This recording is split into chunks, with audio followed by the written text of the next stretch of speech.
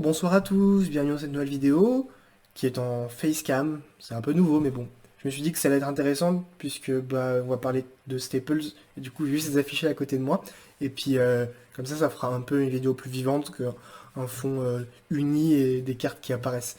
Donc oui, aujourd'hui on va parler de Staples et particulièrement trois types de Staples que je verrai bien dans Chevalier Fantôme. Bon, il y en a une que je vois pas souvent et qui pourtant semble plutôt intéressante dans le méta qui va arriver. Enfin bon, elle est connue, hein, mais voilà. Euh, deux autres, c'est des cartes magie bon, que vous connaissez, dont on va parler juste après, qui pour moi semblent nécessaires dans le deck. Et on va en discuter pourquoi en parlant du méta, est-ce que ça touche, etc. Donc tout d'abord, je voulais vous remercier pour les 1000 vues sur la première vidéo. C'est super cool, c'est allé assez vite. Bon, bah, je m'attendais pas à ça. Donc bah merci beaucoup à vous. Euh, Encore une fois, si vous avez des retours à me faire, n'hésitez pas. Et je les écoute tous et ils m'intéressent. Donc la première carte dont on va parler aujourd'hui, qui pour moi semble intéressant à jouer dans Chevalier Fantôme, en side, mais possiblement en main aussi, même si très peu de gens le feraient, c'est Lancea. Elle sera affichée là. Lancea, en fait, elle est super utile contre plein de decks du méta actuel. Bon, on pense à Tribist, parce que ça shutdown les effets de banish de Tribist, de spé du deck, de spé de l'extra, en bannissant des tri-brigades. Donc faut bien sûr mettre Lancea de façon préventive, parce que ça bannit en coup. Mais elle est quand même très intéressante, même si, même dans les versions Bird Up, euh, l'adversaire peut faire ses links de manière générale sans jamais activer ses effets de bannière, mais ça lui coupe beaucoup d'engine de manière générale, et ils finissent sur des boards beaucoup moins puissants. Donc c'est toujours un peu utile, je trouve, l'Ancea. Donc elle est évidemment ultra forte contre notre propre deck, Chevalier Fantôme, qui va être surreprésenté, je pense, pas forcément dans le locaux, oui, sûrement, et de manière générale dans les futures grandes compétitions qui vont arriver, parce que le combo d'Agda qui invoque la faux et qui est détruit par Destroy Phoenix Enforcer, ça touche énormément de decks et ça a très peu de counter, puisqu'il suffit juste d'avoir plein de body sur le terrain et c'est ce que PK est trop fort pour faire, quoi. Du coup, c'est limite un board gratos même quand on se fait interrupt. Donc Chevalier Fantôme va être surreprésenté, il faut s'armer en conséquence, et je pense que Lancea c'est une très bonne carte, puisque ça coupe tous les extenders dans le cimetière pour au moins un tour. Bon, évidemment, ça lui laisse un peu de grind s'il continue à foolish ses Chevaliers Fantômes, mais il n'empêche que vous pouvez le shutdown pour un tour, étant donné l'OTK juste après. Ensuite, un deck qui est extrêmement représenté, mais c'est un peu normal parce qu'on est en début de méta, c'est les variantes d'invoquer. Donc les variantes avec Alistair, avec les Shadows, et encore plus maintenant avec la fusion héros, qui est très très utile dans ce type de deck. Et Lancea peut servir à toucher invocation sans se empêcher de faire arriver Mekaba sur le terrain. Donc c'est un peu un trade 1 pour 1, donc ce qui est pas si mal. Ça touche également Dragon Link, deck qu'on voit pas plus trop, mais qui a top, je crois qu'il a top 8 dans le dernier LCS. Donc tous les plays Chaos Space sont annulés par l'ANCA, et les Yanir aussi, et puis de manière générale, comme c'est un deck KO, ça bannit beaucoup. On n'est jamais à l'abri d'une variante qui joue Chaos Creator et tout. Même Chaos Ruler aussi, dans des effet, je crois qu'il doit bannir pour ce respect. Donc voilà, ça coupe beaucoup de son combo, pour qu'au final, il finisse souvent sur une sphère et peut-être un tiding s'il a Norm Chamber. Et bon, ça c'est jouable quand vous jouez PK, excusez-moi. C'est jouable quand vous jouez PK, si vous avez beaucoup d'extenders et une negate sur... excusez-moi encore une fois. L'orbe, je reviens. Ok, je suis de retour, je suis parti me moucher. On parlait de D-Link, donc voilà, ça touche bien D-Link. Ça touche aussi Flunderies, un petit peu, parce que ça les coupe pas de leurs effets, ni de le fait de les... comment dire, ni le fait de son cycle de tribute et tout, ça l'annule pas. C'est mieux une grosse interruption sur Robina ou un Droll. Droll qui est d'ailleurs une très bonne carte à jouer aussi. Euh, mais ça lui coupe un peu dans le grind game, puisqu'il peut pas récupérer ses Flunderies, puisqu'il les bannit pas, si je dis pas de bêtises. J'ai jamais tombé contre ça, parce que j'ai jamais pioché Lancea contre Flunderies, mais je suppose que ça marche.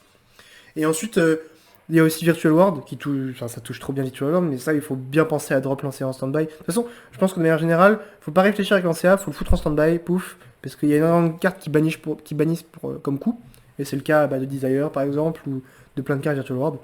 Donc, c'est un arrêt complet de Virtual World.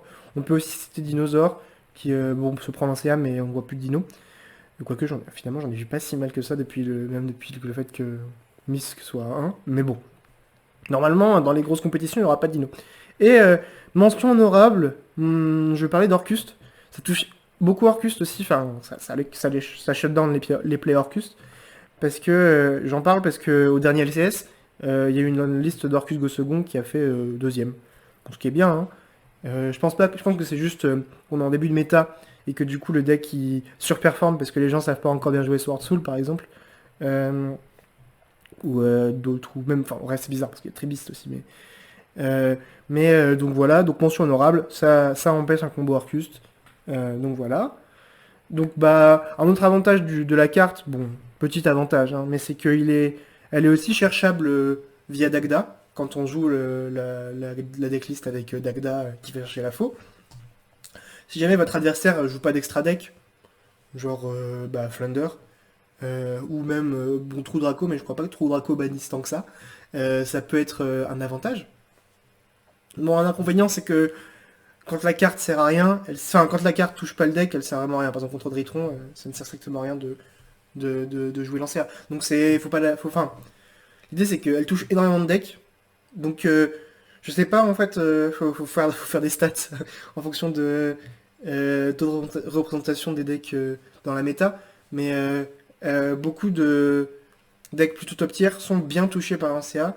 Donc, c'est peut-être une option à mettre en main parce que c'est une trap qui a beaucoup d'impact. Mais le problème étant que si jamais vous tombez contre un deck, vous l'avez en main et que le deck s'en bat les couilles, c'est une carte vraiment complètement morte. Voilà pour l'Ancea. Bon, personnellement, moi je la jouerai en side. Voilà. Après en main, ça se discute en fonction de vos locaux. Si vous tombez que contre des Virtual Worlds, ça peut arriver. La deuxième carte dont j'ai envie de parler, c'est TTT, donc triple des talents tactiques, qui est évidemment très connue comme carte, que je trouve très très forte. Mais dans PK, bah, c'est intéressant d'en discuter. En fait, c'est super utile contre n'importe quel deck, puisque bah, normalement, à part si tu joues contre un énorme deck qui juste roule au compresseur go first, donc par exemple un petit Ritron, ou à part si évidemment il était orange light quand tu go first, mais ça m'étonnerait. Bah, c'est du draw power en plus quand on se fait interrupt. Et en plus, ce qui est bien avec PK, c'est que bon, on joue à un nombre de free spots assez relativement grand, on peut jouer jusqu'à 9-12 free spots, et on joue aussi énormément d'extender.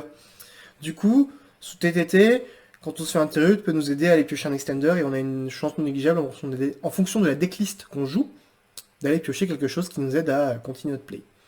Donc, bon, ça c'est l'avantage principal, et en plus, l'effet de pop, imaginons qu'on ait déjà un extender en main, on peut retirer un dans la main de l'adversaire, c'est incroyable. Et puis, l'effet de prendre un monstre, c'est un peu l'effet qu'on utilisera le moins, je pense. Parce que souvent, si on se fait un interrupt bardiche, il y a moyen qu'on puisse t'aider là-dessus et récupérer un monstre en go second. Mais si on se fait souvent, quand le board est établi, le board en face est établi, excusez-moi, on a TTT en main, si on norme, qu'on fait notre effet de norme, souvent on va se la faire interrupt. Et en fait, on a besoin de niveau 3 nous pour commencer nos plays. Donc voler un monstre de l'adversaire, c'est assez rare que ce soit utile en go second quand on se fait interrupt dans normal summon par exemple. Puisque ça ne servira qu'un body en plus. Après évidemment ça peut être un savage ou des choses comme ça, qui sont bah, des cartes quand même relativement utiles à avoir de notre côté.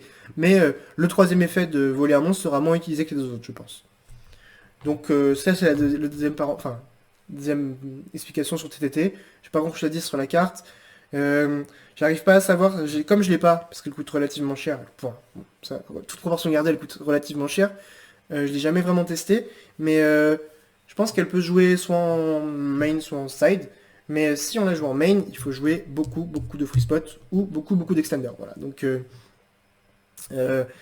par exemple, moi j'aurais TTT dans une decklist qui n'a pas Destiny Phoenix Enforcer, parce que dans la liste avec Phoenix Enforcer, on a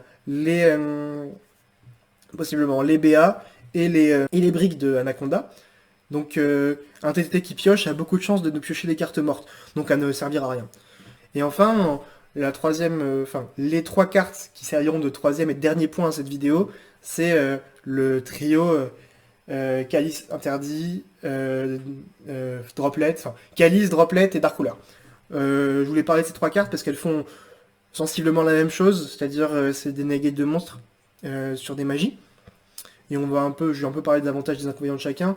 Dark Ruler, l'avantage, c'est que ça a pas vraiment de coût, en fait, parce que quand on joue PK, on peut facilement ne pas OTK à go second et OTK au tour d'après, puisqu'on a beaucoup d'extenders et un board qu'on setup est difficilement passable, surtout si l'adversaire a utilisé toutes ses ressources pour faire son board au début et qu'il a souvent un grind game qui est moins fort qu'un tour 1, quoi. Donc euh,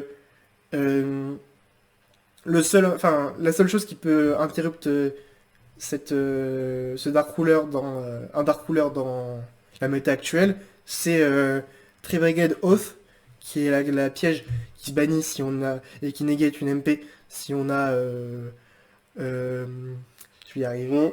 Si on a une bête guerrier, une bête ailée, je crois, un truc comme ça. Et évidemment, excusez-moi, les jugements, etc.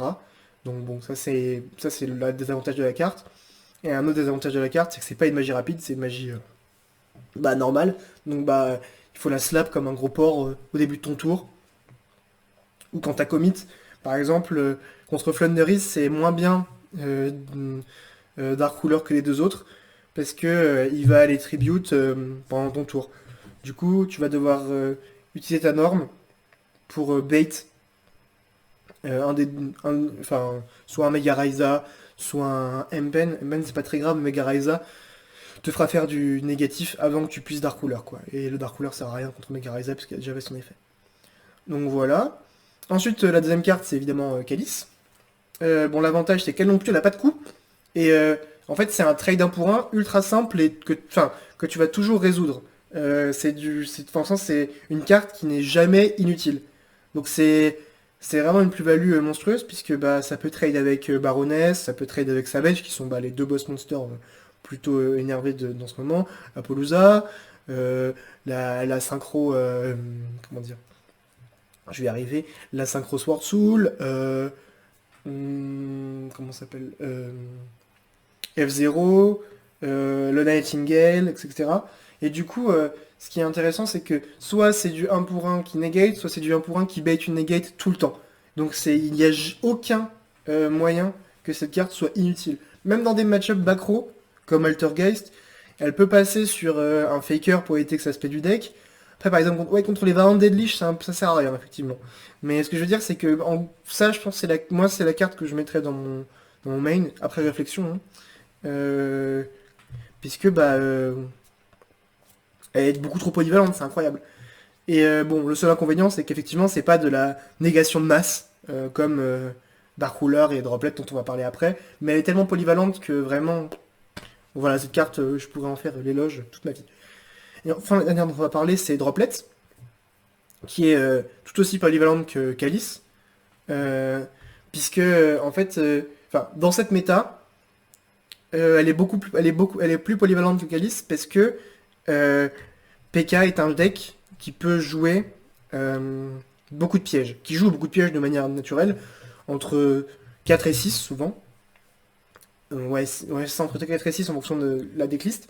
Et du coup, le fait d'ouvrir, excusez-moi, d'open droplet et un piège, ça t'immunise au negate, comment dire, au negate que sont Oath et que sont les jugements par exemple. Ouais, c'est ça, Oath et les jugements. Et du coup, en fait, c'est un droplet qui est assez gratuit contre Tribris par exemple, qui Tribist avec comment il s'appelle? Avec que Bird Up plutôt. C'est un truc assez gratuit sur Bird Up si on a une piège. Surtout qu'en plus, si c'est tout sauf Brigandine, c'est un extender futur si on arrive à faire nos plays. Donc voilà, pour moi, c'est une carte dans le deck qui est tout aussi polyvalente que Calice, voire plus polyvalente, mais qui a quand même comme désavantage d'être extrêmement chère. Donc bon, c'est un peu triste qu'elle soit si chère que ça. Elle va sûrement être rééditée, si je dis pas de bêtises, dans... je sais plus c'est quoi le set, mais bientôt. Enfin bientôt, toute proportion gardée. Et Un autre truc que je trouve assez dommage, c'est par exemple qu'on manque pardon, pas vraiment, dans PK, on peut rarement la chaîne à ce qu'on se fait negate. Par exemple, il y a certains decks où tu fais une magie, tu te fais l'adversaire a une réponse, tu te chain droplet et tu envoies ta magie que tu as utilisée. Parce que je crois que ton timing, c'est compté comme une carte sur le terrain. Mais dans PK, c'est un peu difficile parce que, comment dire, tu veux toujours avoir un body sur le board. Par exemple, si tu te fais interrupt ton je vais y arriver, ton turn scale, bah, tu voudrais qu'il reste sur le board parce que tu as beaucoup d'extenders comme boîte silencieuse, euh, boîte silencieuse, et surtout c'est un niveau 3, donc il te faut des niveaux 3 sur le board et tout, voilà. Boîte silencieuse et les psychiques, il y en a certains qui demandent un niveau 3. Et du coup, bah, tu veux garder ça sur le board. Alors que bon, du coup, c'est un petit inconvénient, mais bon, encore une fois, pas tant problématique que ça. Donc voilà. Bon, cette vidéo a été pas, enfin, disons que j'ai pas vraiment écrit un script, hein, j'ai parlé comme ça, et du coup, bah, il y a peut-être beaucoup d'hésitation, mais voilà, c'était les trois cartes enfin, plutôt les cinq cartes dont je voulais vous parler, qui pour moi semblent intéressantes d'en discuter. Juste, j'ai oublié de conclure sur les negate monstres de manière générale. Je pense qu'il faut 3 voire 6 free spots occupés par une combinaison de Calice, Droplet et Dark Ruler. Parce que... ouais, entre 3 et 6.